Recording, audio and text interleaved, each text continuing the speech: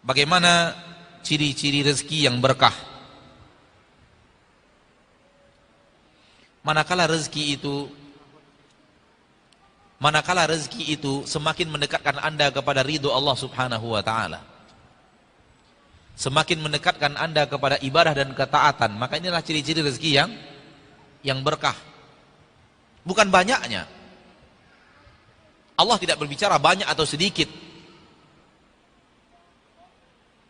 Akan tapi yang membawa kepada kita semakin dekat kepada Allah Tabaraka wa Ta'ala Rabbul Izzati wal Jalalah, yang membuat kita semakin mudah untuk patuh dan taat kepada Allah Rabbul Izzati wal Jalalah. Hidup di zaman Rasul orang-orang kaya, hidup di zaman Rasul orang-orang yang tidak punya harta sama sekali. Rasulullah tidak pernah marah kepada keduanya. Yang punya harta banyak melimpah ruah tidak pernah dimarahi, dan yang tidak punya apa-apa tidak pernah juga dimarahi. Berarti harta atau tidak harta bukan patokan dalam agama Islam, bukan patokan dalam syariat. Sebagian kaum muslimin sekarang, bahkan di sebagian mimbar, di sebagian podium, sudah ada orang-orang yang mengatakan umat Islam harus kaya, umat Islam itu wajib kaya. Anda pernah dengar? Kalau dia katakan umat Islam wajib kaya, berarti yang tidak kaya berdosa. Dan ini hal yang khawatir, berbahaya. Karena kalimat wajib maknanya adalah yang pelakunya berpahala, yang meninggalkannya berdosa dan mendapatkan hukuman dari Allah Subhanahu wa taala. Ma yuthabu fa'ilu wa yu'aqabu tarikuh. Diberikan pahala dan ganjaran yang baik kepada yang melakukannya, diberikan hukuman kepada orang yang meninggalkannya. Kalau umat Islam wajib kaya, itu artinya yang tidak kaya dari umat Islam berdosa semuanya.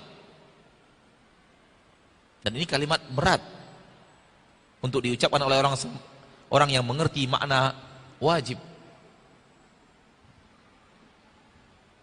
Kemudian mana di dalam hadis Nabi SAW hadis yang mengarahkan kepada pendapat ini?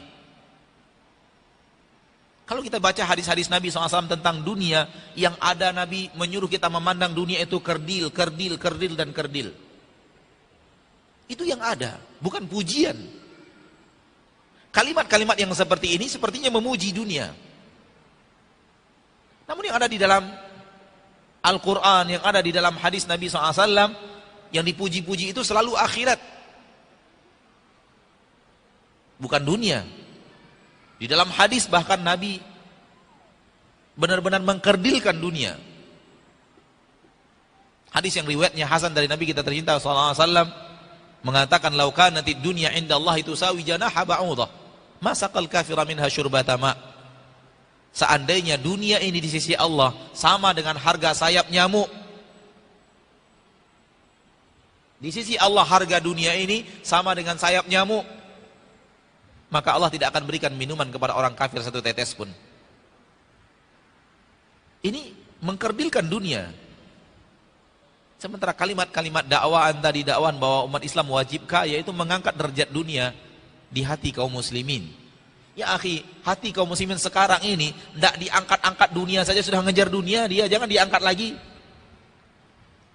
Enggak diangkat-angkat derajat dunia di tengah kaum muslimin yang kita hidup sekarang ini, dunia di hati mereka sudah sangat tinggi, jangan diangkat lagi saudaraku.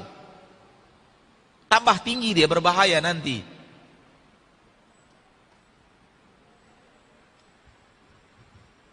Makanya kita temukan di dalam Al-Quran, di dalam hadis Nabi, ditekan oleh Nabi.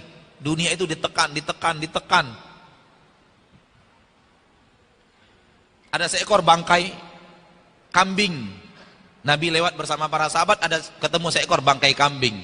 Nabi pegang telinganya. Siapa yang mau membeli ini 1 dirham dari saya? Bangkai kambing. Kata para sahabat, untuk apa untuk kami bangkai kambing itu ya Rasulullah?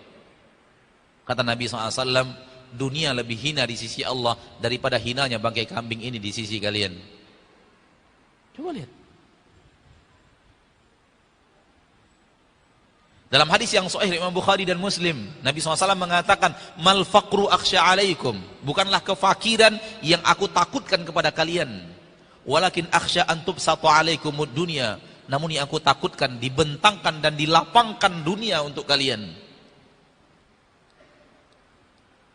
Ya akhi, Nabi mengatakan, saya tidak takutkan kefakiran untuk kalian umat Islam, saya takutkan justru kalian kaya. Ini Ustadz mengatakan umat Islam wajib kaya. Ini kira-kira sunnah, sesuai dengan sunnah Nabi apa tidak ini dakwanya ini? Hadis mengatakan begini dia. Nabi mengatakan malfak, hadis riwayat Bukhari dan Muslim, mal fakru akhsha alaikum. Bukan kefakiran yang aku takutkan kepada kalian, walakin akhsha an tubsata alaikumud dunya. Yang aku khawatirkan dibentangkan dan dilapangkan untuk kalian dunia. Fatanafasuha kama tanafasuha fatuhlikukum kama ahlakathum.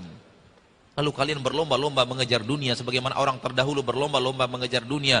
Akhirnya dunia menghancurkan kalian sebagaimana dunia telah menghancurkan mereka. Ini hadis Nabi kita tercinta Muhammad sallallahu alaihi wasallam. Kalau kita lihat Al-Qur'an, kita temukan walal akhiratu khairul laka minad dunya. Qul mata'ud dunya qalil. Akhirat lebih baik daripada dunia. Katakan bahwa kenikmatan dunia itu kecil.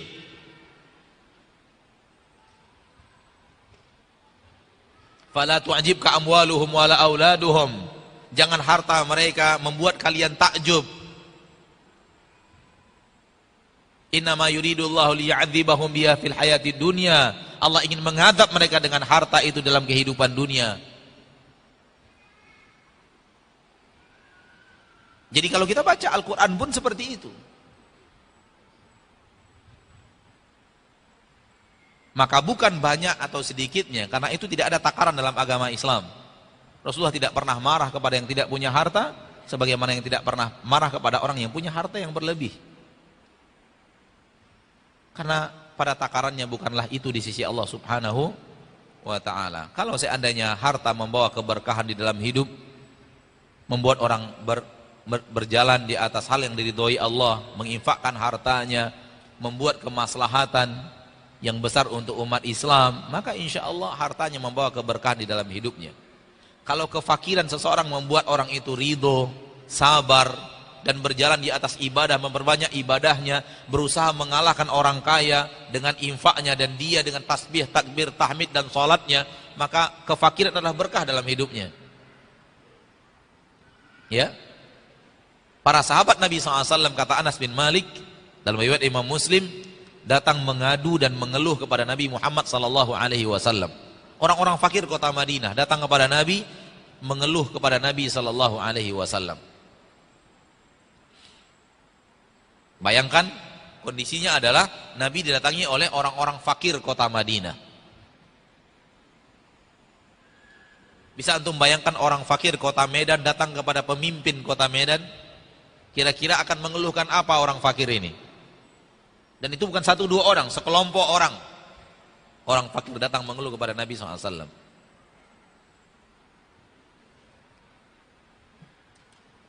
Ternyata orang fakir di zaman Nabi datang kepada Nabi mengeluhkan, ya Rasulullah, dhahaba ahlud duthuri bil ujur.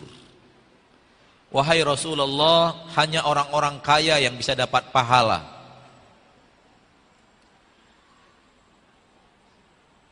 Yusalluna kama nusalli wa yasumuna kama nasum wa yatasaddaquna bifuduli amwalihim. Mereka salat sebagaimana kami salat, mereka berpuasa sebagaimana kami berpuasa, namun mereka bisa bersedekah dengan kelebihan harta yang ada pada mereka. Ternyata orang-orang fakir di zaman Rasul yang mereka keluhkan kepada Nabi, mereka tidak bisa dapat pahala sedekah. Bukan hartanya yang mereka keluhkan. Yang mereka keluhkan adalah tak dapat pahala sedekahnya.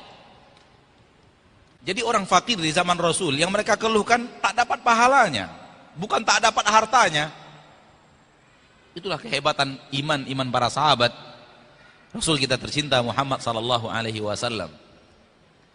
Lalu Nabi katakan, kalau pahala yang kalian inginkan, kata Nabi sallallahu alaihi wasallam, innalakum bikulli tasbihatin sadaqah. Setiap tasbih adalah sedekah, pahala sedekah. Wa kulli takbiratin sadaqah. Setiap takbir adalah sedekah. Wa kulli tahmidatin sadaqah. Setiap tahmid adalah sedekah. Wa kulli tahlilatin sadaqah. Setiap tahlil adalah sedekah. Wa amrin bima'rufin sadaqah. Setiap amar ma'ruf adalah sedekah. Wa nahin an munkarin sedekah. Setiap nahi mungkar adalah sedekah. Wa fi buti ahadikum sedekah. Bahkan kalian berhubungan suami istri halal adalah sedekah. Pulang orang-orang miskin dengan hati yang lega. Mereka punya kesempatan untuk bersedekah juga.